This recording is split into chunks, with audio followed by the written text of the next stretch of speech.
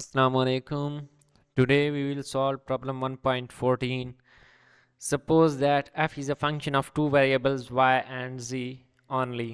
ठीक है, ये हमें दिया गया है कि जो f है वो फंक्शन y and z का है. Show that the gradient del f transforms as a vector under rotations.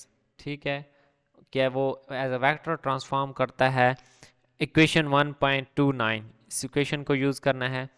Hint हमें दिया गया है करली एफ और curly Y prime is equal to curly F और curly Y into curly Y over curly Y prime. Similarly हमने करना यहाँ पे क्या है कि जो करली वाई और curly Y chain rule use हुआ है ये आपस में कट जाएंगे और अगेन हमारे पास आंसर वही बन जाएगा करली एफ और करली वाई बार. अब इक्वेशन में हमें प्रॉब्लम में दिया गया and the analogous formula for करली एफ ओवर करली जी बार. We know that y bar is equal to this one and z bar is equal to this one. Solve these equations for y and z as a function of y bar and z bar and compute the needed derivatives these one.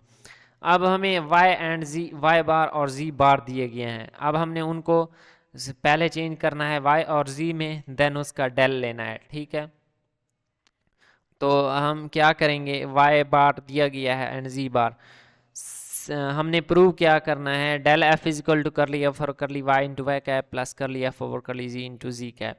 अब यहाँ पे जो ये चीज़ है इसको हम del F Y लिख सकते हैं एंड इसको डेल एफ जी लिख सकते हैं. तो अब इक्वेशन इसको मैंने 1 का नेम दे दिया और इसको इक्वेशन 2 का. मैंने सिंपली क्या किया है, साइन फाई को इक्वेशन 1 के साथ एंड कॉस फाई को इक्वेशन 2 के साथ मल्टीप्लाई कर दिया है. तो ये बन जाएगी Y bar sine phi y cos phi sine phi z sine square phi. तो ये इक्वेशन बन गई एंड इसको cos फाई के साथ इक्वेशन 2 को मल्टीप्लाई किया तो ये बन गई.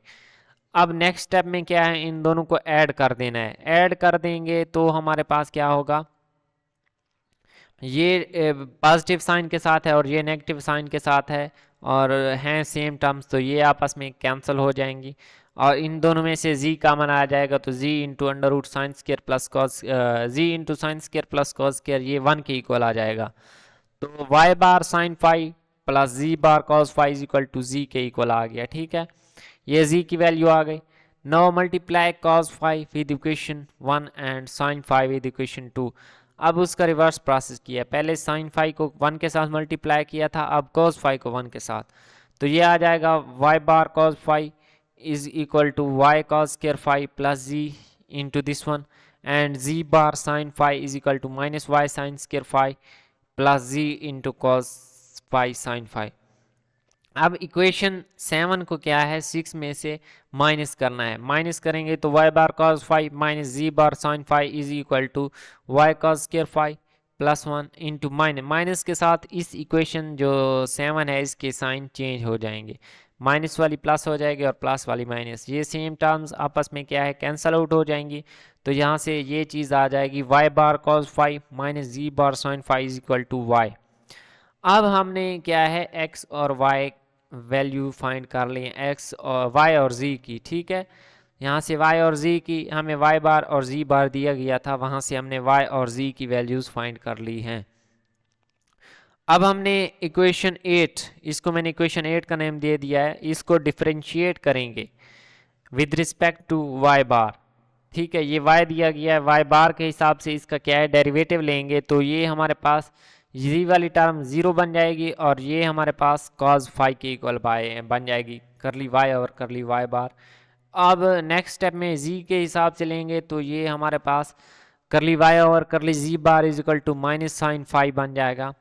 अब इक्वेशन 7 मैंने एक इक्वेशन को नेम दिया था, यहाँ पे हमने z की वैल्यू फाइंड की थी, ये देख z की वैल्यू इक्वेशन 5.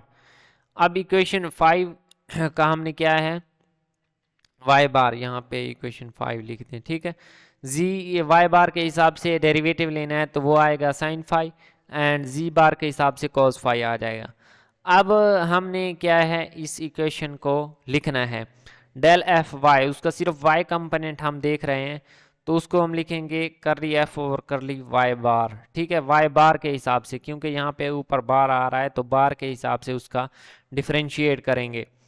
अब यहाँ पे हमें पता है कि जो f है वो y और z दो चीज़ों पे डिपेंड कर रहा है, तो हम यहाँ पे चेन रूल लगा देंगे। तो करली f ओवर करली y ज़रब करली y ओवर करली y बार, क्योंकि असल में ये था तो करली f ओवर करली y बार, लेकिन हमने ये हिंट भी दिया गया है प्रॉब्लम में कि हम करली f ओवर करली y बार को इस तरह लिख सकते हैं। ठीक है, तो यही सेम यही चीज़ मैंने लिख दी है वहाँ पे प्रॉब्लम में, प्लस कर लिया एफ ओवर कर ली जी, क्रॉस कर ली जी ओवर कर ली वाई, ये जी और जी आपस में कैंसिल हो गए, तो यहाँ पे सिंपली हमारे पास क्या है, चेन रूल यूज हुआ है। अब ये कर ली एफ ओवर कर ली वाई, ये हमारे पास किस कर ली वाई ओवर कर ली वाई बार, ये हमारे पास किस चीज़ के इक्वल था, कॉस फाई के इक्वल अभी हमने फाइंड किया है। एंड कर ली जी ओवर कर ली वाई बार, ये साइन फाई के इक्वल था, इनकी वैल्यूज़ पुट कर दी हैं। तो अब ये जो कर ली एफ ओवर कर ली वाई है, ये हमारे पास इसको हम डेल एफ वाई कह सकते हैं, और ये हमारे पास डेल एफ जी है, hence del F Y transforms. तो ये हमारे पास क्या है, जब उसका हमने बार लिया है तो उसके साथ एक कॉज और साइन, ये हमारे पास क्या है, फंक्शन आ गए हैं और ओरिजिनल फंक्शन आ गया है। तो ये हमारे पास क्या है, ट्रांसफॉर्म हुआ है। हमने प्रूव भी यही करना था, ये देखें del F is equal F into this one, उसका ये एफ वाई कंपोनेंट है और ये उसका जी कंपोनेंट है।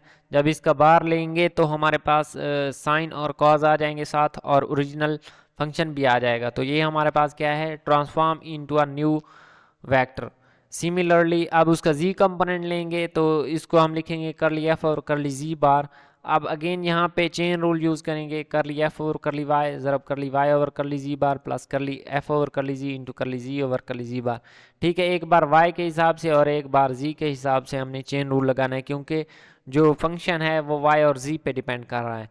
तो यहाँ से कर ली वाई ओवर कर ली जी बार की वैल्यू है माइनस साइन फाई, और कर ली जी ओवर कर ली जी बार की वैल्यू है कॉज ऑफ फाई। ये वैल्यूज पुट करेंगे और हमारे पास क्या है, प्रूव हो गया कि ये फंक्शन हमारे पास क्या है, ट्रांसफॉर्म एज अ वेक्टर करता है। अगर किसी पॉइंट की समझ नहीं आई तो पूछ सकते हैं। मिलती है नेक्स्ट वीडियो में। अल्लाह हाफिज़।